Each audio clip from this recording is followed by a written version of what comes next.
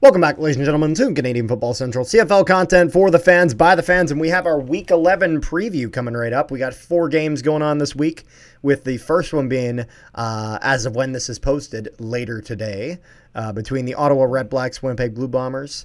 Then we got one game on the Friday, and then a earlier and later game on the Saturday. No Sunday game. Now that the NFL is off and kicking. Now that the NFL is, yeah, that's right. So, Rick, shall we get right into it? The more of Bombers, please don't blow this fucking lead again. Sure. Yeah, so it's funny. So it's Winnipeg taking on Ottawa, and they will be taking on Ottawa in Winnipeg. Now, I'm going to give you a fun fact, and this may come back to bite me, but then again, I don't believe too much in jinxes. Like you know what? I'm very selective of when I believe in jinxes. There are times where I'll be like, no, you like. I'm not jinxing it. And then there are times where I'm like, you know what? What I'm saying here has no effect on if they're going to do well or not do well. Firstly, one thing I want to mention that I just actually thought of, I hope that Sergio Castillo had a decent night, because I saw him at the Gold Eyes game as I was working there, and I saw that he was enjoying the game. Unfortunately, the Gold Eyes lost, but I hope he had a good time. So good times with Sergio. But anyways,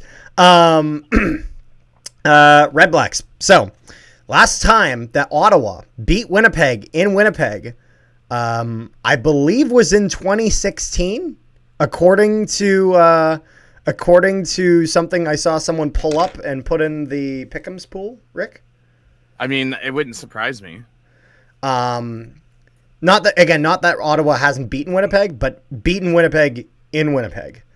But it was said, so this is someone using ChatGPT, so keep in mind this could be wrong. But it said the most recent victory was October 29th, 2016. It was a 23-10 victory for Ottawa over the Bombers. Because, yeah, that's just crazy. If that's actually true, though, if someone wants to search that up and put that down below, and not just ChatGPT, because this is just coming from ChatGPT, keep that in mind, that's a crazy fact. So, obviously, if you're the Red Blacks, you're looking to end that 9-year streak of a streak you don't like. If you're Winnipeg, right now, Winnipeg is exactly 500. You want to be above 500. The expectation of football teams in Winnipeg is that you're above 500 and that you're in that playoff race. And I think if you're Winnipeg, you're starting to look at this West and think that you're falling behind a little bit. If you're Winnipeg, you want to have a home playoff game, as you're not guaranteed it, in the sense of if you make it to the Grey Cup, then you got a home game there. But I think if you're Winnipeg, you want at least the West final or the West semifinal to run through Winnipeg. Winnipeg does usually better at home. And this is going to be interesting because there are some serious concerns for Winnipeg. So firstly, looking at the Red Black side of things, the Red Blacks have been decent. They had beaten Calgary 31-11. And then last week they beat Toronto 46-42 in a no defense type of game, which is going to be dangerous for Winnipeg, as the defense for Winnipeg, specifically the secondary, in my opinion, has not been good enough. It has not. And now there are injuries that have made the situation worse. And the Bombers got to figure that out. Drew Brown last game threw for 371 passing yards, 5 touchdowns. Drew Brown was incredible last game.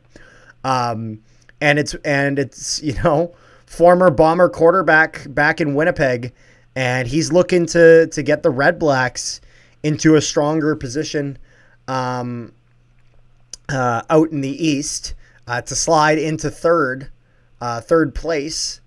And at that point, hope that they can eventually kind of grab a playoff spot. I'm saying that grab a playoff spot because currently BC is set for a crossover as of right now.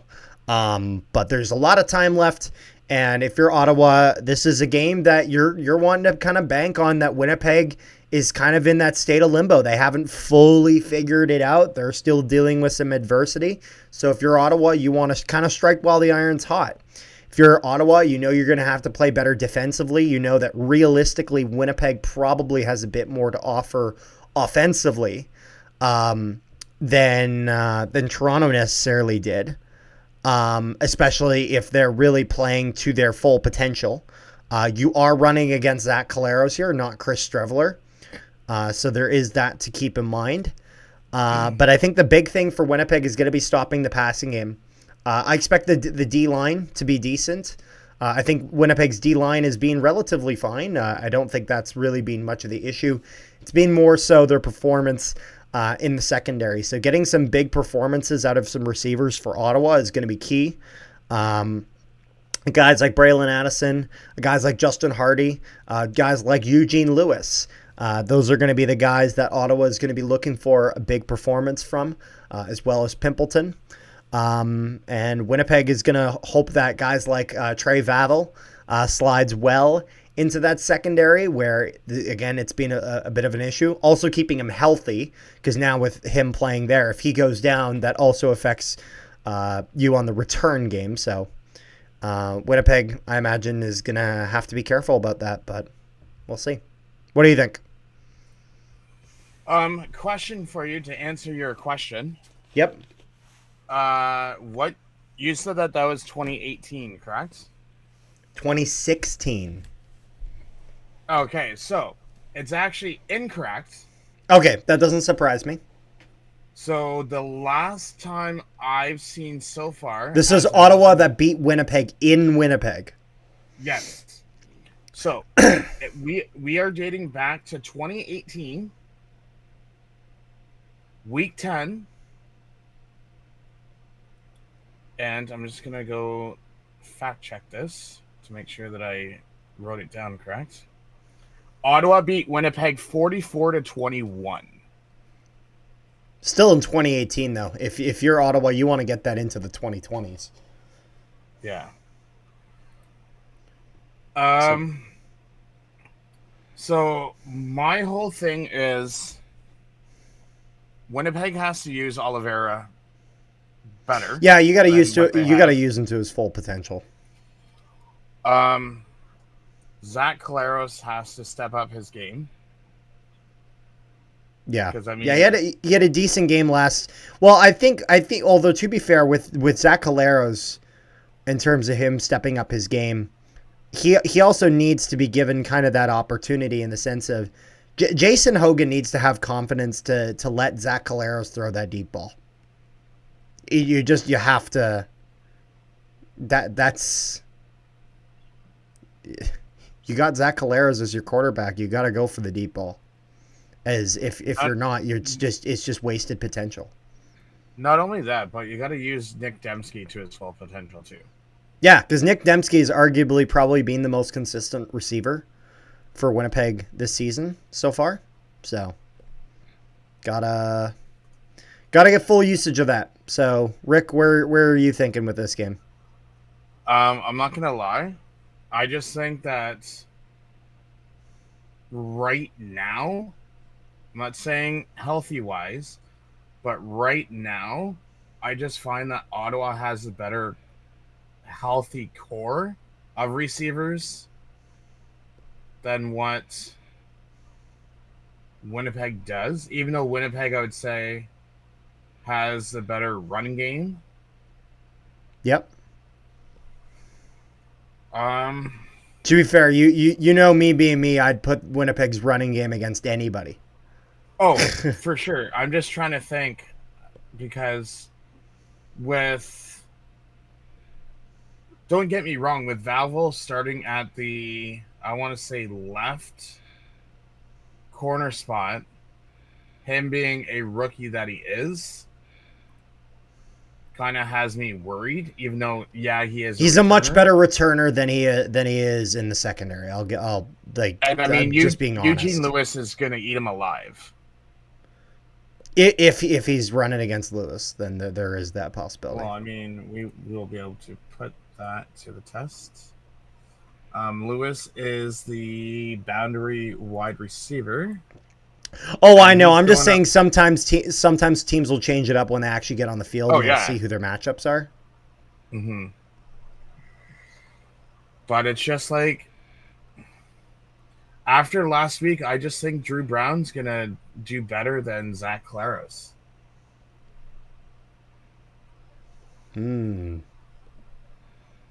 Yeah, I think he had a good performance last week, but I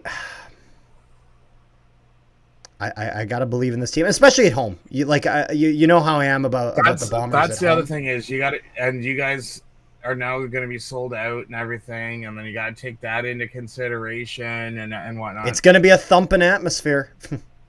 Oh, it's going to be a thumping atmosphere. So I'm figuring you're taking Winnipeg. I am taking Winnipeg. Oh, so we forgot to do a few things. We're already We forgot to crapping the do the bed old already. Dutchum. We forgot to look at the old Dutch pickums. And we forgot to look at the injury report too. Oh yeah, we should probably do that. We got so excited we got ahead of it. So Devontae Dedmon is going to be out, even though he was limited both days. Keelan White is questionable. He's the wide receiver rookie. Samuel Carson is an offensive lineman. Foot injury, limited Monday, full Tuesday. He's available. You have Parker Marner, offensive line head, full. He's available. Chase McGowan, D-line groin. He's out. Keelan Lang, defensive line, limited both days. He's questionable. Tyrone Vitti, linebacker, full both days. He's available. Lucas Cormier, linebacker, quad, out. Frankie Griffin did not practice both days. He's out. Les Morano, linebacker, knee, out. Gavin Heslop, DB, quad, full, available. Charlie Ringland, DB, limited both days. He's out. Bennett Williams, DB, hamstring, questionable, even though he's limited both days. Amari Henderson was just announced that he is out for the season with a knee Yeah. injury. And then Elijah McGee is available with an ankle injury full. On the Winnipeg side of things, there's only 5. Has Logan played for you guys yet? He's not actually played for us now. Okay, well, he's full on Tuesday and he's questionable. Yeah, he's not on the depth chart Yet. Terrell Bonds, did they not say he was done for the season? He's done for the season. Yep. Okay, so he's out with a knee injury. Vanderpool is questionable. They have Yeah, him. I didn't think he was healthy. Okay, so they don't have him on the depth chart. Jamal Parker is out with a leg injury, which you already knew that. Yep. And Cam Lawson, What about Cam defensive Lawson? line, full, and he's questionable, and he is not on the depth chart. Yeah. If we my opinion has not changed. Oh, I know your opinion hasn't changed. If we go to our lovely friends, while I send this to you, You sending me the pickups? so this one is the English side. Yep. Jamie and I, of course, never taking Winnipeg. Some things never change. Oops. Why can't I always get this correct? There we go. And here is the French side. So we have out of 9, we have 6 Winnipeg, 3 Ottawa. Yep. And So then you're going with Winnipeg. I'm going with Ottawa. Yep. So shall we move on to the next game? Yes, we shall. As the Toronto Argonauts take on the Edmonton Elks, and this game will be in Edmonton. Edmonton coming off a win last week where they defeated the Alouettes by a score of 23-22. The Argos coming off a loss where they put up 42 points offensively but gave up 46 to Ottawa. So I guess I'll start with my side of things first. I'm gonna say one thing first Okay. before we get into the injury reports, because we should start with that. If Toronto wants to have any chance, they got to play more defense than they did last week. So we could start with that, but I'd say let's get into the Argos injury report. So Toronto's Andrew Chatfield Jr. defensive line did not practice Tuesday, limited Wednesday. He's What, sorry? available. Okay. As in he'll play. Okay. DeMonte Coxey, wide receiver shoulder, did not practice Tuesday, limited Wednesday, questionable. So that will be interesting how they differ on that. Devarius Daniels, wide receiver hip, did not practice Tuesday, full Wednesday, available. Dylan Giffen, offensive line back, did not practice both days. He's out. Kenneth George Jr., DB, knee, did not practice both days. He's out. Delonte Hood, DB, load management, full both days. He's available. Ryan Hunter, he's still out with his shoulder injury after he got hit by a car. After getting hit by a car, yeah. Cameron Judge, linebacker, knee, did not practice Tuesday, full Wednesday, available. And Ryan Choinier, offensive line, load management, full, and he's available. Yeah. Going over to the Elk side, we have Cody Grace, punter, knee, did not practice all 3 days, out. You have Clements, linebacker, limited, full, he's available. And Royce Metier, limited, full, and he's a DB with an ankle injury, so that should be key. Yeah.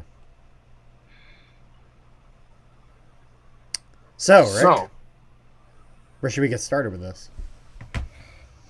I honestly do not know.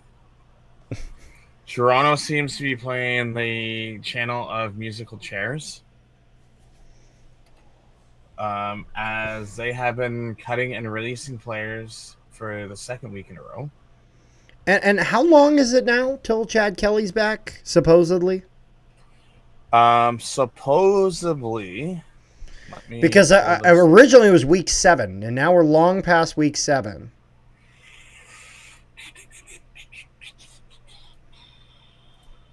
We have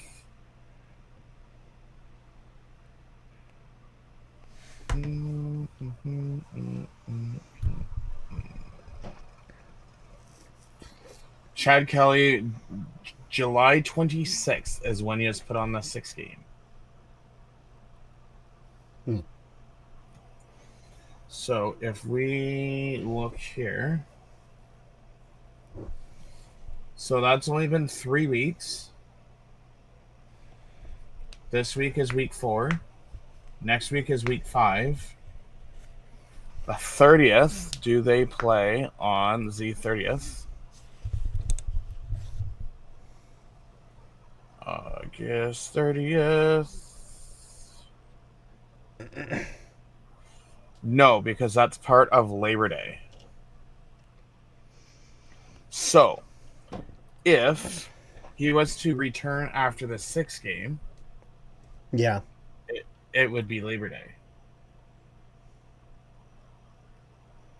So that's just kind And of a. if I remember correctly, let me just fact check this. I am pretty sure that last year, 1, 2, 3, 4, 5, 6, 7, 8, 9. Did he play against Calgary?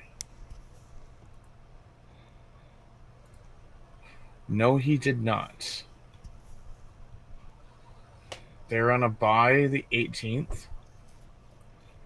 Did they play against Sask? He did play against Sask, and they won by a point. And then he lost to us on Labor Day. I see. So that should be So, interesting. like, I'm just trying to think here in this Edmonton Toronto. So, yeah. Also, I'm gonna mention that Toronto also did pick up Brandon Dozier, who we just released. He was a defensive, right? He was DB. He was our Sam linebacker. Yeah. Did he used to be in Calgary? He did. He was in Calgary, yeah, because I remember him over in Calgary. Yeah. They also released LeBron for the 2nd time. Okay. Brandon Culver they released. Willie Drew Jr. they added, and Wilton Gabriel, who is a fullback, they've also added. Yeah. And then Spencer Brown, who they acquired from Edmonton, and that what is it? That conditional pick. He is now the backup to Dante Makmahan. So it's going to be interesting to see how things go. I'm struggling with this one a little bit, Rick, because on one hand, Edmonton at home is usually not a recipe for winning in past few years. But Edmonton's been looking pretty decent in these last few games, obviously, with the win that they got last week.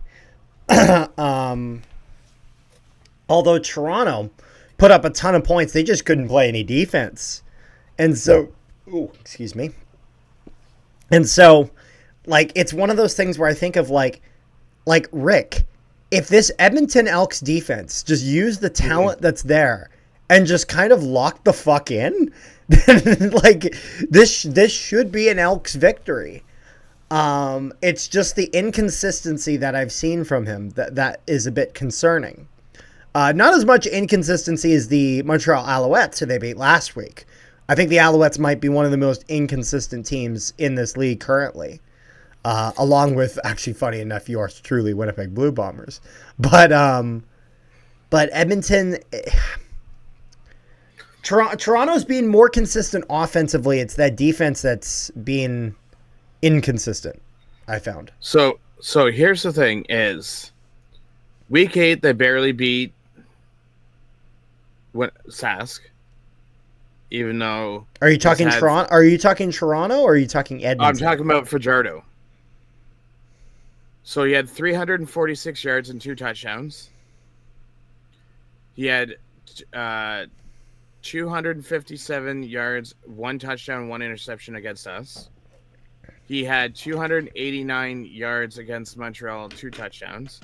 So he's almost had, in 3 games, almost 1,000 yards. Well, I would say probably about 800-ish yards. And 6 touchdowns and 1 interception. Yeah. Don't get me wrong. Yeah, there's Arbuckle. But Arbuckle's also thrown for how many interceptions, and he's been sacked the most in the league. Oh, is he being sacked the most in the league? If I'm not mistaken. Well, that's where I then think of guys like Jared Brinkman and Jake Seresna being like, man, if they lock in, then that's gonna be a problem. As I don't. So he's played what in 9 games, he's been sacked 23 times. Oh, jeez. So he is the new Fajardo this year.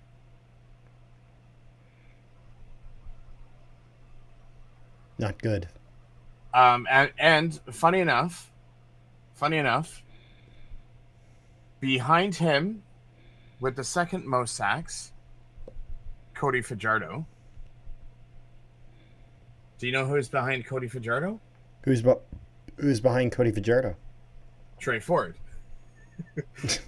So if you combine the two of them, they actually have the most sacks combined with 27. Whereas Nick Arbuckle only has 23. Yeah. Well, there is that. So, Rick, I think we're at the point where we have to make our predictions now. So, with the Pick'ems, Old Dutch Pick'ems, they are 7-2 in favor of Edmonton. Ooh. So they really feel Edmonton. Because I feel like I'm slightly favoring Edmonton, but they seem very confident. Maybe it's a signal, Rick. I mean, Cody Fajardo is only 1-2 in 3 games. Yeah. And he's thrown for 999 yards. Whereas Nick Arbuckle is 2-7, and he has thrown 16 touchdowns and 10 interceptions. Yeah. But he's also thrown for 2,651 yards. So,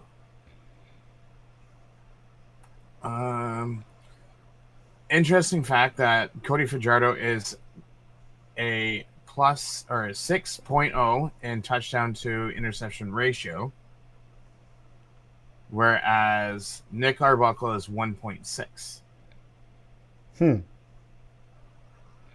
But Nick Arbuckle's also thrown for 300 games. Yeah. So, I'm going with Edmonton. I'm going with Edmonton as well. I'm going to put my faith in the old Dutch Pick'em people. The Pick'em people. That's what we're going to call them. The Pick'em people. The Pick'em people? The Pick'em group? Yes. Yes, the Pick'em friends. So, shall we get into the hardest game of the week? Yes, let's get into the hardest game of the week. The battle of first in the East versus first in the West as the Hamilton Tiger Cats take on the Saskatchewan Roughriders. And the Riders not at a sellout yet as of the time of this recording, but pretty close. As in, this is going to be another down to the very second fucking game. Yeah. As you have Bo Levi Mitchell going up against Trevor Harris. Yep. Harris has 13 touchdowns to 4 interceptions. Bo has 21 touchdowns to 3 interceptions. 21 touchdowns and 3 interceptions is insane. There is about just under 700-yard difference. The only difference is Trevor Harris has thrown 2 300-yard games. Bo has thrown 7. But Trevor Harris also has a 119.7 efficiency rate, whereas Bo has 112.5. But Bo has a better interception ratio percentage at 0.9, whereas Trevor Harris has a 1.9. Yeah. But Trevor Harris is 6.6-1 as Bo's 6-3. The It's kind of the only only stat he can hold above him is the winning percentage. yeah, the only thing that gets me is going to be the secondary in Yeah. this game. Because I will say, and I will take this to my grave, healthy wise. Oh, actually, you know what? Let's get to the injury report The before what? I go Sorry. any further. The injury report Yes. before I go any further. So, Hamilton wise, Johnny Augustine is did not practice Tuesday and Wednesday. Chances are he'll probably be out. Daniel Bell, fullback, elbow. Both days, chances are he's going to be out. Patrick Burke Jr., DB, shoulder. Both did not practice both days, most likely out. Harrison Frost, quarterback, load management. He's probably not going to be starting as third stringer, so he'll probably be out. Stavros Katratonis, DB, calf injury. Is most likely going to be out unless for some strange reason he practices Thursday. Leatre is going to be out with a hamstring because I can't see him practicing Thursday. Jordan Murray is full. Offensive line with a knee injury. So, I don't know. I'll know on Thursday when I go to practice if he's going to be with the ones or not. Robert Panabaker, DB, hamstring, did not practice Tuesday and Wednesday. Jamal Peters, DB, neck, did not practice Tuesday and Wednesday. Tyler Turnowski, wide receiver, shoulder, limited and did not practice, so I don't know what his status is. Yeah. Quavin White, DB, load management. I did see him doing practice with the special teams with Moxie, so he may play this week. Gordon White, long snapper, shoulder. He did. I seen him on Tuesday's practice. Doing long snaps off the side. Doing long snobs. Well, like practicing long snaps. I know. I'm just being difficult. And then as I wouldn't. Last time I heard he'll be back for Labor Day. So his shoulder injury did not practice. But Milinovic said that Katratonis and Jamal Peters, they're not 100% if they will be out yet. So it's one of those questionable, could play, couldn't play type things. Maybe yes, So, I mean, maybe no. Yeah, we will know Thursday after practice if he's going to be playing. Yeah. On to the Saskatchewan side. Super Mario did not practice with his hip injury Tuesday and Wednesday. Sean Bain Jr., wide receiver, knee full. Just because he's full doesn't necessarily mean that he will play, because we did see that with I'm trying to think of his name for Ticats. Drew Wolodarski, where he is full, But they still and he didn't never let him played. play. Yeah. So it's too early to tell. We will know Friday. Brooks Jr., DB for Saskatchewan, full. So we'll see if he's back in. Jack Cohen, quarterback, hand full. I don't see him being in the lineup. Yep. Daniel Johnson, offensive line, shoulder, limited. Mike Rose, defensive line, load management, did not practice Wednesday. And then Noah Zare, offensive line, back full. So that is where we sit. And did we check the Old Dutch Pick'ems? Old Dutch Pick'ems Old Dutch has Pick'ems have everyone has Saskatchewan except for Matt Cause. So here's my dilemma. If we can stop AJ Ouellet's run game, because that was the problem in week 2 after watching the documentary, which is live at 10 a.m. Eastern for those people that want to go watch on the Ticats YouTube channel on Thursday. And you're in it. I'm not in it yet. Oh, you're not? Oh. Because they haven't released episode 2 yet. You're in episode 2. If I play my cards right, I should be in episode 2 when we play Toronto. Yeah. So if we can stop AJ Ouellet and we don't allow Trevor Harris to get his long bobs, I believe that we have a chance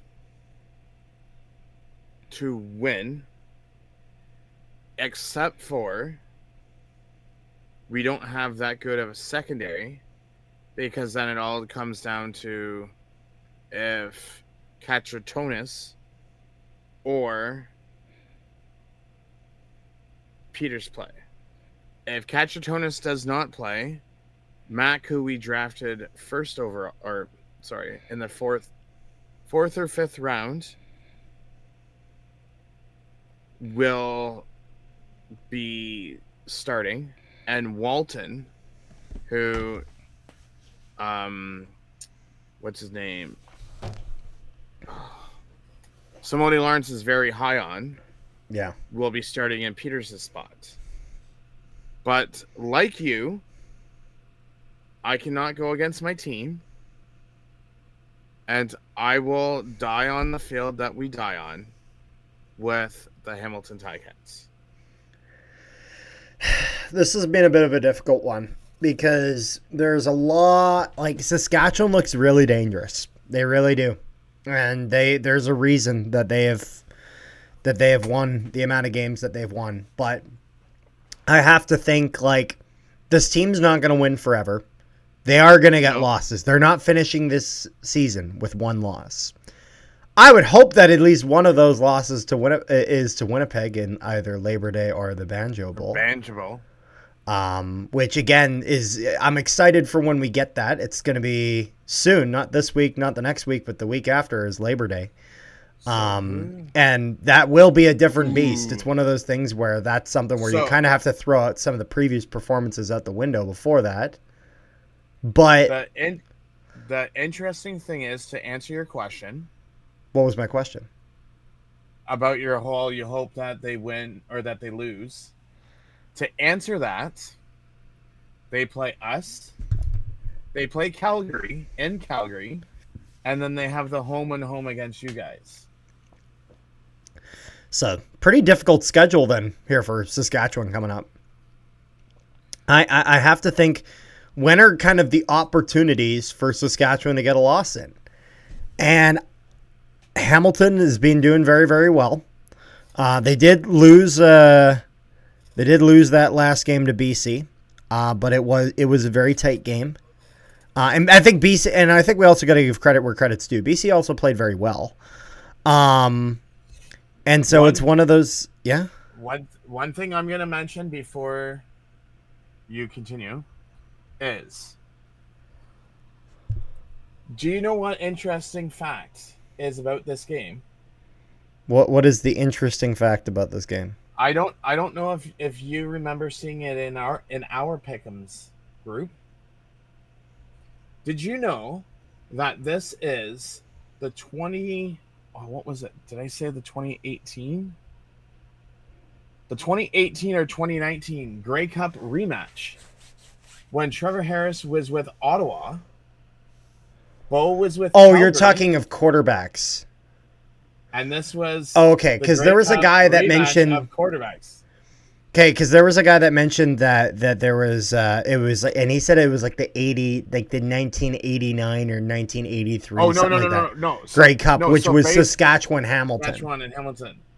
So it's going to be interesting because last time these two quarterbacks, obviously, Saskatchewan won it head to head in week 2, but keep in mind they also had their full squad. Yeah. Whereas Saskatchewan doesn't have their full receiver group, and they're missing Super Mario, and they're losing Super Mario. They've also been on a bye week, and you can't just depend on Myers and Johnson to do all your receiving for you. You also have to go up against Tim White, Kenny Lawler, and Keandre Smith. Yeah, well, and both Kenny Lawler and Keandre Smith in these past few games have been just an incredible force for the Ticats. And for those that do not remember, in week 2, when we lost by 5 points, Bo threw for 336 yards, and Kenny Lawler also had 162 yards receiving. Well, there's that. So you have to pick your poison on what you plan to do. And that's the thing.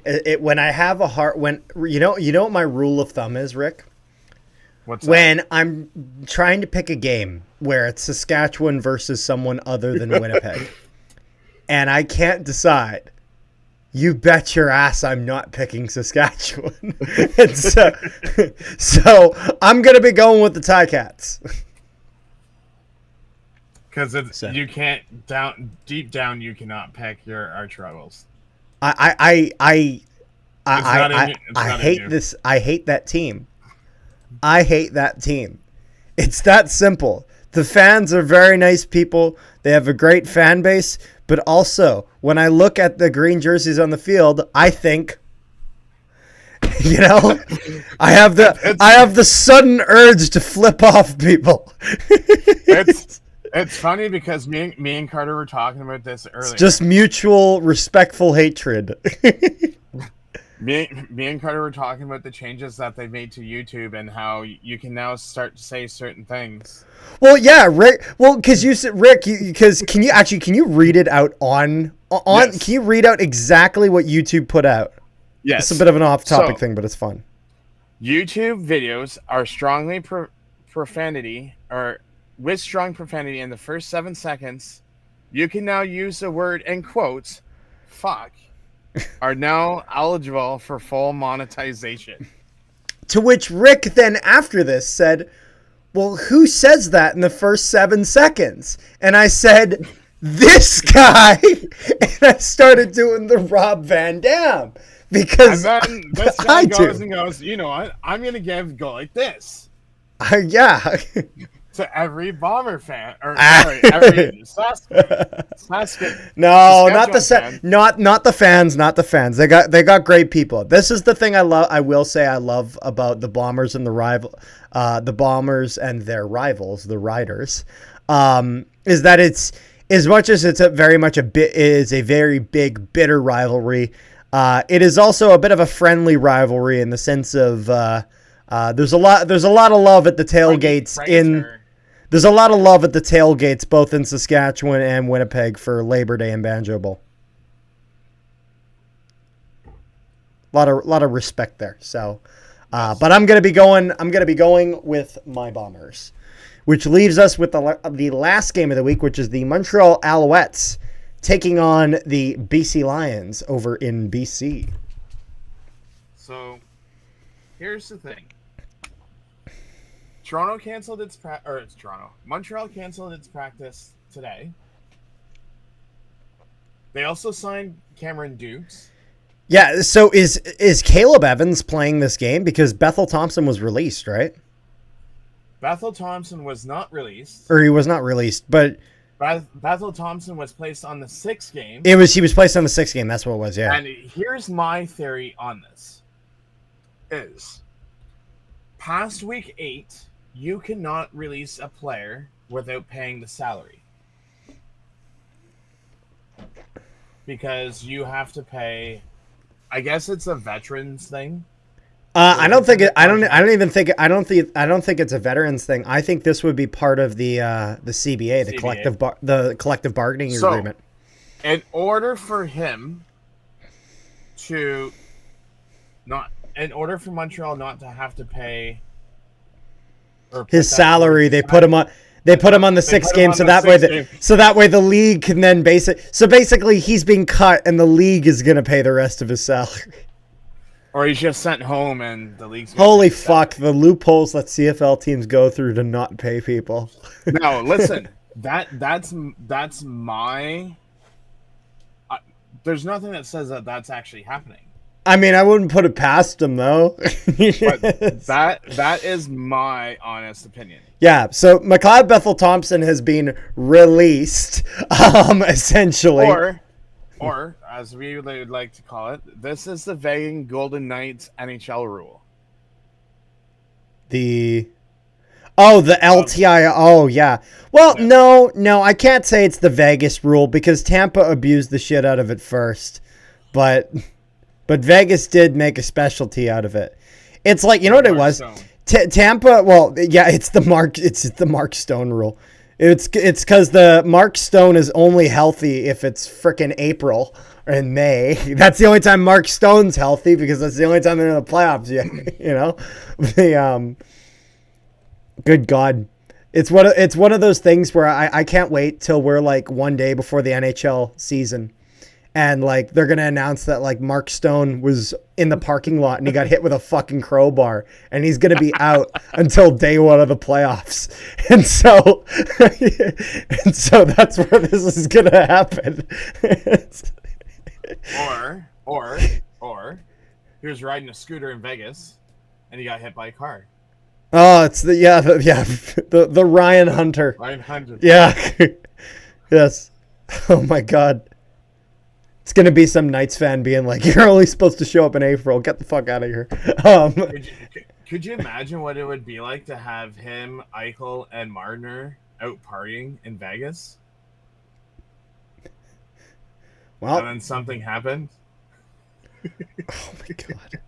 What happens in Vegas stays in Vegas. Anyways, Rick, we have a game to talk about. The Alouettes taking on the Lions. Do you want to get into those injury reports? So, like I said, there was no practice on Wednesday, so they only have one practice Thursday. Then they have travel, so there's no injury report for Montreal. Oh, yeah. So, Adam McClare for BC, linebacker, ankle limited both Tuesday and Wednesday. Chances are he's probably questionable. Jacob Bond. So do we think that Caleb Evans is playing this game then? Because Cameron Dukes, they're not going to throw him in immediately. Oh, so going back to my point here is, so it was BC was favored by 4.5 points. Soon as the Caleb Evans news broke that Caleb Evans was going to be starting and McLeod was going on the injured reserve, that went up 3.5 points. I was about to say that probably 3 points. So now it's minus 7.5. So BC a heavy favorite. Yes. And I understand why.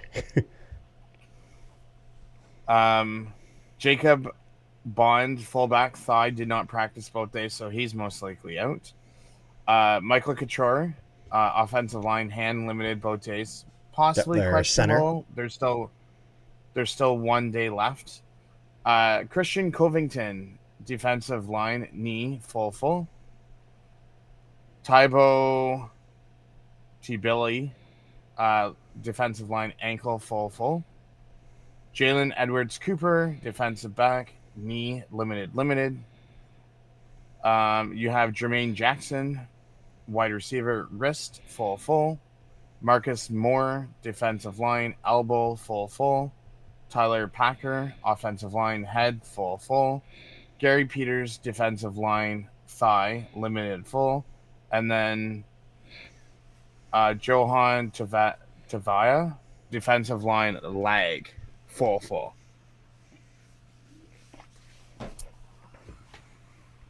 So, Rick. You know what, though? I'm actually quite curious. While I pull this up, I'm curious to see. Oh, right, I did pick him. Okay, so I Because we have the decided to team go that where. we have the team that lost to the Elks, and we have the team that beat the Ticats in this one. So funny fact is, on Okay. Game Zone, I don't know for those people that listen if they play fantasy or not. So BC's defense is a 3.5 salary. Yeah. I put them as my defense against Caleb Evans. So those effers best be getting sacks and any type of interceptions, pick sixes, however you think it. Because the only thing that Caleb Evans is good for is running for his life. It's true. When was the last time you seen Caleb Evans? The only thing he's good for is running for his life. Damn. Ouch. Yeah, because okay. So 21 he had 5 touchdowns to 9 interceptions. 22 he had 4 touchdowns to 7 interceptions.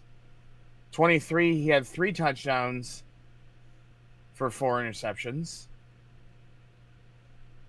24 he had 4 touchdowns to 2 interceptions, and only this year he's had 1 touchdown to 0 interceptions. Keep in mind, 22 he also had 16 touchdowns for Ottawa. Yeah. And he's only had 2 this year for Montreal. So again, he's good for rushing, but he couldn't save his life if he was sinking out of a ship. So the only way that he can score is by rushing touchdowns. The only time that he had many yards, what year was that? That was 22. So let's look at 22. The best game that he had in 22 was 297 yards against Montreal.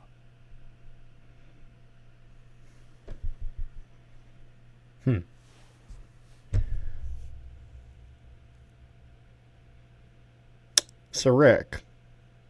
So What are the old Dutch pick'ems for this one? it's a clean sweep, my friend. Let me guess. All BC? All BC. Well. But the thing is, so here's the other thing is, with last week's games, is Montreal going to pull the Edmonton and upset Montreal? Or is BC going to spank Montreal like Saskatchewan did 2 weeks ago? Well, I have a strange feeling that that the Alouettes are about to be disciplined by the BC Lions, who are currently fighting for third in the West. I mean, it would be great if Montreal lost. Oh, it would. Or actually, no, it would. It would be great. Actually, it'd be great if Montreal won, but because then, if for some reason we lose to Saskatchewan, so Winnipeg and Hamilton are in the same situation this game, except we are with BC and you guys are with Montreal. Well, because you guys still have the game in hand, regardless. Yeah, and we have the tiebreaker, but still. Yeah. So regardless, if they, well, no, because if I'm still selfish and want BC to lose. Well, just think, if you guys lose, that means. Oh no, that would not work out. Wait, what have you guys done? Have you guys played Ottawa yet? We have not. Ooh. So that makes it even more worse. Because I was going to say, well, then you would have the third playoff spot in the East. But if you haven't played Ottawa yet, that means that Ottawa would have their third playoff spot in the East. Yeah. We just need to beat Ottawa, and we need BC to lose. It's that simple. That too. So I'm going with Lions. You? I'm going with Lions. All right. Well, we're just shy of an hour. Is there anything else you got there, Rick? Yes. I just want to throw this out because if I don't, I'm gonna get a very angry text message from certain individuals tomorrow. So we have decided that we are going to be doing our walk this year on Labor Day for CFL the CFL Fans Fight Cancer. Which is why I'm wearing my shirt and my pin. Ooh. So, yes. Wait, are you guys selling those shirts? They are selling the shirts online on CFL Fans Fight Cancer. Okay, I might have to cop one of those. Those actually look pretty sweet. So the shirts are going for $30. Which you get I imagine all the proceeds go to the. Yeah. So you get a tax receipt on the hoodies, the pins, and the t-shirts. So they don't know when the deadline is, but the store will be open till at least September 15th. Yep. They will not be selling merch at the Grey Cup. So those people that are in the Toronto Hamilton area during Labor Day, in the GTA, you are welcome to, in the GTA. You're welcome to join us for the walk, which I was told today. Once I can pull it up, I was giving the routes. So, if you would like to join us, I can give you the routes closer to the date. We don't know what times they're going to be at yet. And so this year, it's going to be closer to Carter's home, because this year it is for the Tavern United downtown Winnipeg. That's where the fundraiser is going to be at. Oh, yeah. And it's for Cure Wait, the Tavern United that's downtown? Downtown is where their annual fundraiser is going to be at. So that will be right across from the MTS Center then. Sweet. Yeah, on November 15th. Oh, yeah. However, this year they are doing I had it written down. This year they are doing the Cancer Care Manitoba Foundation. Yeah. So last year, the CFL Fans Fight Cancer broke 75,000. That's awesome. They're trying to raise 100,000 this year. Just give me 1 second, because I just want to pull this up, because I want to explain to the people what it is for. So the Cancer Cure provides support groups and services to assist patients and their family throughout their cancer journey. So last year we raised 3,000 during our walk and 10,000 online donations. Yep. So if you want to donate, you can donate. You don't have to tell us that you donated. You can just go online and donate. Yep. The fun thing is, there is a competition. If you go on to the CFL Fans Fight Cancer and hit donate now, there's a little competition between all teams as to who's going to have the most money at the end. Also, our good friend Connor Yep. is going to be doing a hair and beard shave. Ooh.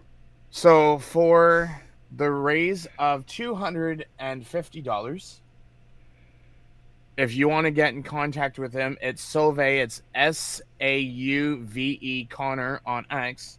If you want to donate to his foundation or his thing for CFL fans fight cancer.